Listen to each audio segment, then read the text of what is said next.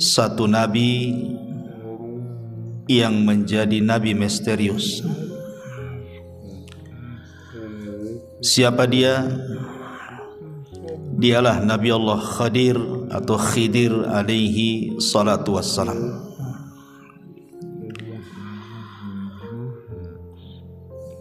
Nabi Khidir ini menarik untuk dibicarakan sebab menjadi polemik para ulama. Apakah dia masih hidup sampai sekarang ataukah dia sudah mati? Bahkan ada cerita-cerita di masyarakat bahwa mereka pernah melihat Khidir katanya. Artinya bahwa ini harus didudukkan secara pandangan syar'i. Apakah memang dia masih hidup? Siapa Nabi Khidir ini?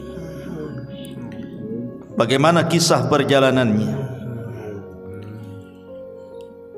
Dan diutus ke mana beliau?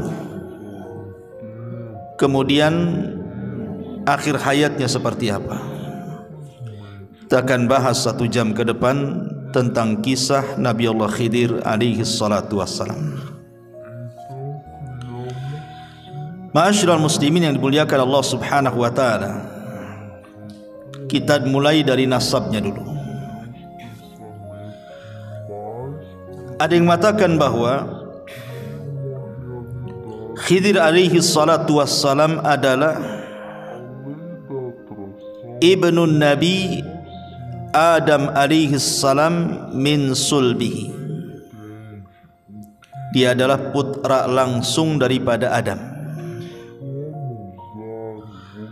Ada yang mengatakan dia adalah ibnu Qabil min Adam.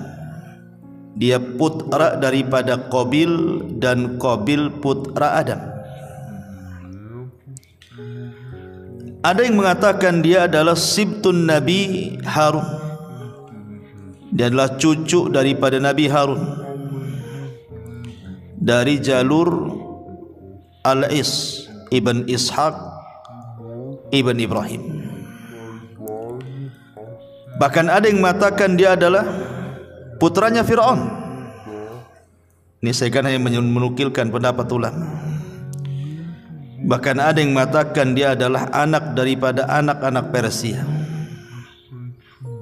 Bahkan ada juga yang mengatakan dia salah satu turunan dari kaum Nabi Ibrahim yang beriman kepada Ibrahim. Wallahu a'lam mana yang benar satu. Tapi yang jelas bahwa di dalam Al-Quran memang tidak disebut nasabnya, karena Quran sering saya ulang-ulang bukan kitab sejarah. Quran itu kitab hidayah, sehingga hanya mencuplik beberapa kisah untuk diambil pelajaran.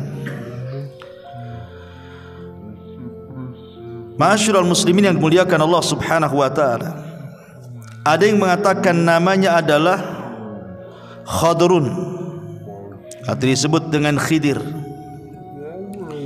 Ada yang mengatakan namanya Amir.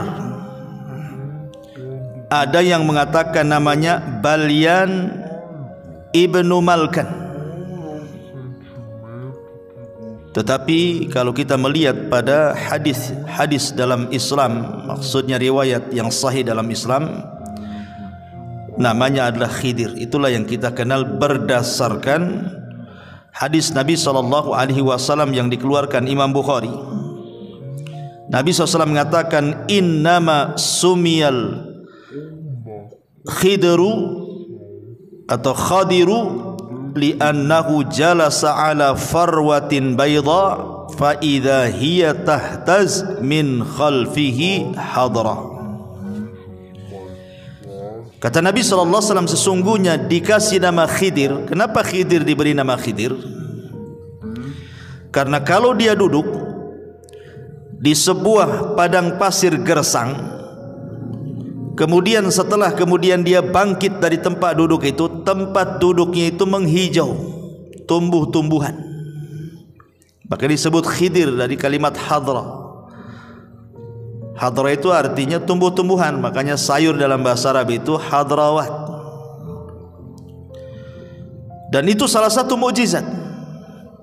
Nabi Khidir adalah ketika dia duduk di tempat gersang, bekas tempat duduknya itu tumbuh rumput, menghijau semuanya. Ma'asyiral muslimin yang dimuliakan Allah Subhanahu wa taala, menjadi perselisihan ulama. Apakah Khidir ini seorang rasul?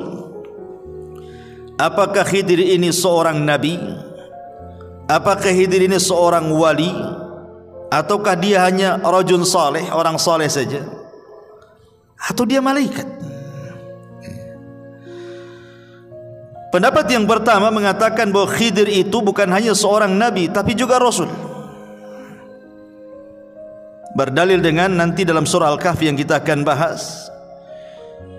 Karena Khidir ini diberikan rahmat, karunia rahmat dan juga ilmu, menunjukkan bahwa rahmat dan ilmu itu tidak diberikan kecuali kepada seorang nabi dan rasul. Tapi ada juga yang mengatakan, dan ini pendapat yang kuat wallahu alam, jumhurul ulama, mayoritas ulama mengatakan Khidir itu nabi, tapi tidak sampai ke level rasul. Karena setiap rasul itu nabi, tapi setiap nabi belum tentu rasul. Nanti kita akan jelaskan. Ada juga yang mengatakan bahwa Khidir itu wali, dan ini banyak diyakini oleh orang-orang yang menisbatkan kepada sufi, orang-orang sufi, orang-orang tasawuf, dan juga orang-orang Syiah. Mereka cenderung mengatakan Khidir itu bukan nabi tapi wali, tapi derajatnya lebih tinggi di atas nabi. Dalilnya apa? Karena Nabi Musa belajar kepada Khidir, menunjukkan Khidir lebih tinggi dibandingkan Musa, karena Musa belajar sama dia masalahnya. Sehingga mereka membuat kaedah bahwa Khidir itu wali, dan wali itu lebih tinggi dibandingkan nabi gitu. Nanti kita akan bantah. Saya sebutkan pendapat-pendapat dulu. Kemudian yang keempat, Khidir itu malaikat yang menjelma dalam bentuk Bani Adam, dan juga ada yang mengatakan dia hanya orang biasa tapi soleh. Tapi sekali lagi pendapat yang kuat wallahu alam, Khidir itu seorang nabi, tapi tidak sampai ke rasul, tapi di atasnya wali, karena nabi itu di atasnya wali. Dalil bahwa Khidir ini seorang nabi, pertama mukjizat, tentu mukjizat.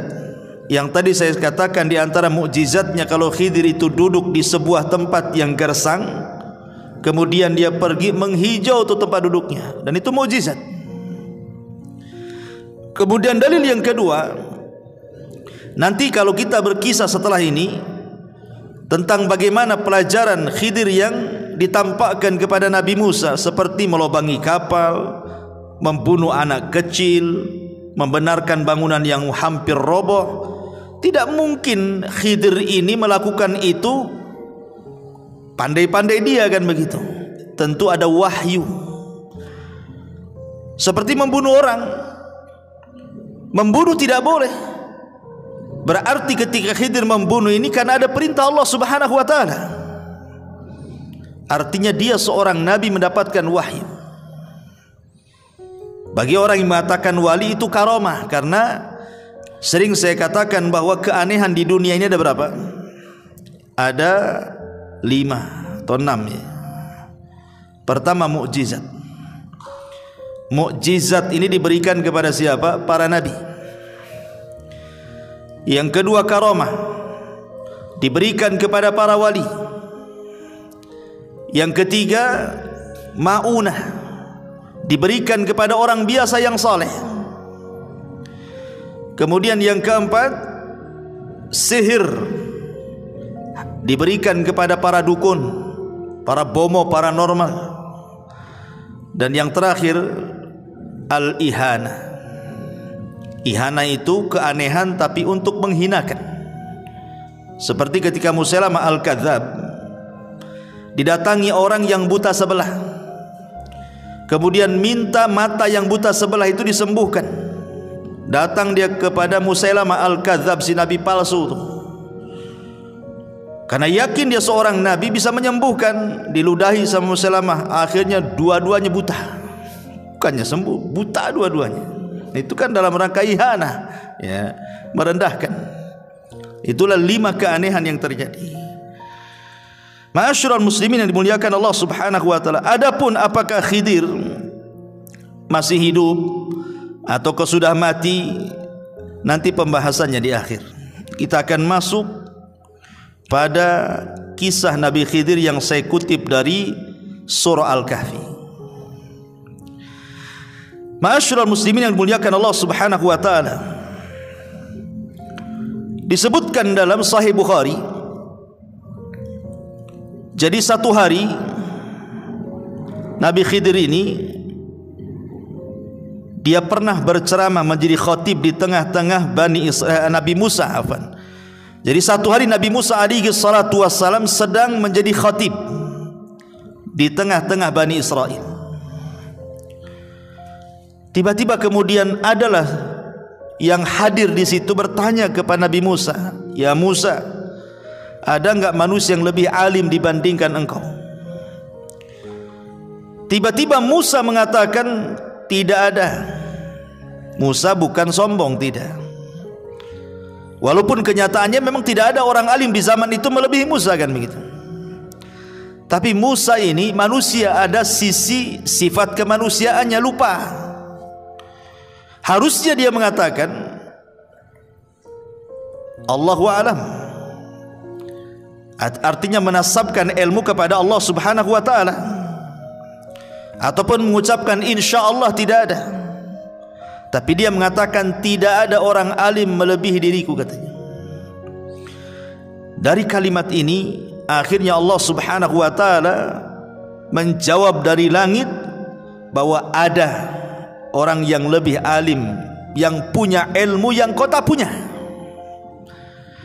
Kemudian Allah Subhanahu wa taala merintahkan Nabi Musa untuk berangkat mencari orang yang dimaksud Allah. Maksudnya mencari Khidir alaihi salam.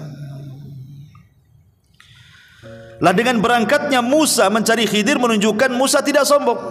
Sebab kalau sombong ngapain dia datang?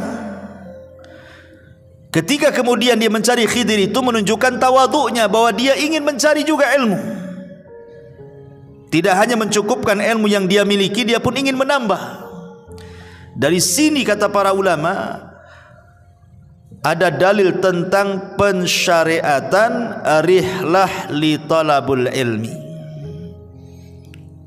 Rihlah itu maksudnya melakukan safar, perjalanan untuk menuntut ilmu. Dan itu kebiasaan para nabi, kebiasaan para sahabat, bahkan kebiasaan para ulama. Lihat Imam Ahmad keliling dunia itu sampai 2 kali.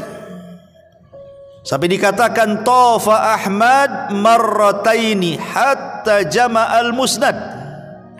Imam Ahmad itu keliling dunia mencari ilmu sampai berhasil mengumpulkan musnad. Buku hadis tertebal itulah buku musnadnya Imam Ahmad. Entah berapa ribu hadis yang dicatat oleh Imam Ahmad dalam musnadnya itu. Imam Bukhari, Imam Muslim, Abi Dawud, Tirmidzi, seluruh para ulama mereka rihlah dari satu negara ke negara berikutnya. Bahkan sebelum mereka juga para sahabat. Contoh saja umpamanya Jabir bin Abdullah radhiyallahu an, itu tinggal di kota Madinah. Dia mendengar hadis Nabi SAW, tapi tidak dari orang yang langsung mendengar kepada Nabi. Orang yang mendengar langsung kepada Nabi itu ada di Syam orangnya, namanya Abdullah ibn Unais. Dia ingin memastikan apakah betul Abdullah ibn Unais itu mendengar hadis yang ia dengar dari penduduk Madinah. Berangkat dia, perjalanan 1 bulan, pulang pergi 1 bulan, 2 bulan lah pulang pergi jadinya, hanya untuk memastikan 1 hadis saja itu. Artinya bahwa rihlah para ulama itu luar biasa. Mereka harus mengeluarkan biaya, waktu, tenaga. Kita ini muhajirin itu kalau di Batam ini nggak terlalu jauh, tapi sedikit yang datang kemari. Nggak tahu kalau setelah ngaji diajak makan, nggak tahu ya. Tapi yang jelas bahwa menunjukkan himmah thalabul ilmi di zaman sekarang ini kurang sekali. Entah kenapa, apa sibuk dengan dunia, sibuk dengan handphone, wallahu alam. Tapi yang jelas bahwa himmah, semangat thalabul ilmi di zaman dulu itu luar biasa, karena ilmu dan para penuntutnya dihargai. Tapi zaman sekarang sudah ilmu tidak dihargai, para penuntutnya tidak dihargai, ustadznya pun tidak dihargai. Makanya itu menjadi malas untuk belajar. Taib. Kemudian setelah itu Musa alaihi salatu wassalam mengajak pembantunya namanya Yusha ibn Nun. Dan begitu para nabi selalu bawa pembantu. Ketika Nabi SAW berdakwah ke Taif, siapa yang dibawa? Zaid ibn Harith, untuk membantu Nabi dalam berdakwah. Sebagaimana Rasul mengambil Zaid ibn Harith, maka Musa mengambil Yusha ibn Nun yang kelak akan menjadi penerusnya. Setelah Musa meninggal, Harun meninggal, Yusha inilah yang akan memimpin Bani Israel untuk mengambil alih Baitul Maqdis. Bahkan Musa juga tidak berhasil, karena dia keburu meninggal di Ardut Tih, di bumi Tih, karena pembangkangan Bani Israel. Padahal nama Yusha dalam Al-Quran kan tidak disebut namanya kan. Allah membahasakan dengan kalimat fatah, pemuda. Namanya siapa pemuda ini? Baru dijelaskan oleh ahli tafsir bahwa yang dimaksud pemuda dalam surah Al-Kahfi itu maksudnya Yusha ibn Nun. Tapi lihat, walaupun namanya tidak dicantumkan dalam Al-Quran, tapi dia bisa mengukir sejarah melebihi Nabi Musa, padahal tidak dikenal. Menunjukkan bahwa mengukir sebuah jasa untuk kebaikan orang itu tidak mesti harus dikenal manusia.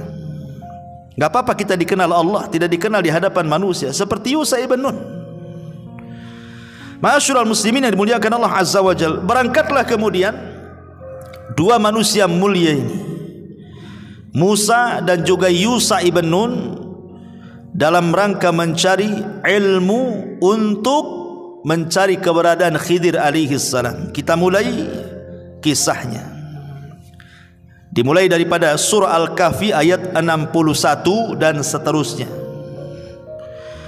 Allah Subhanahu wa taala mengatakan, "Wa idz qala Musa li fatahu la abrah hatta ablugha majma'al bahraini aw amdiya hukubah."